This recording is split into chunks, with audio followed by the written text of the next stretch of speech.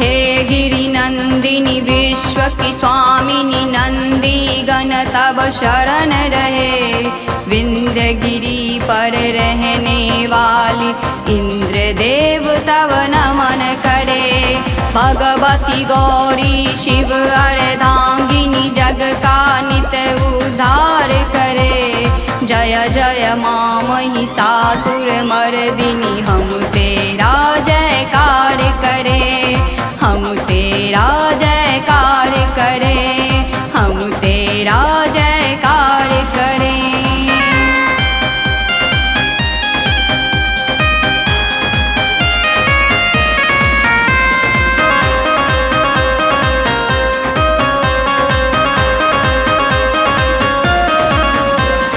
देवों को बल देने वाली राक्षस दल को नष्ट करे।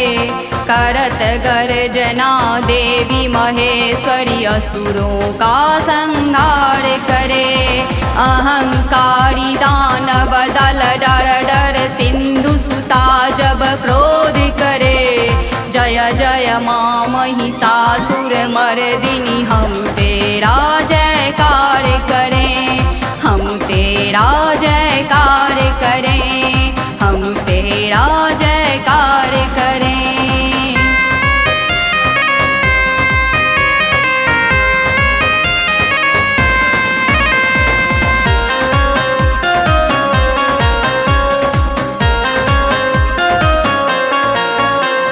सदा प्रसन्ना मां जगदम्ब कदम्ब वनों में वास करे।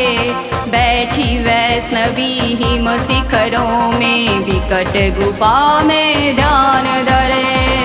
मधुसी मधुर मोहिनी माता मधुकैटभ का नाश करे। जय जय मां महिषासुर मर्दिनी हम तेरा जयकार करे।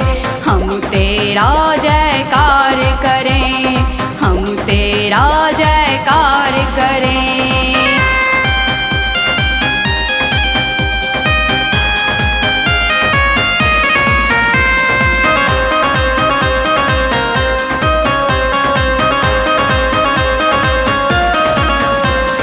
दैत्य मुंड करे खंड असुर गजराज सुंड सौ खंड करे। सिंह चढ़ चढ़े चंडी चंडिका चंद्रवदनी जब युद्ध करे। हाथ धरे तलवार मार कर चंड मुंड के शीस हरे। जय जय मां महिषासुर मर्दिनी हम तेरा जयकार करें। हम तेरा जयकार करें, हम तेरा जयकार करें।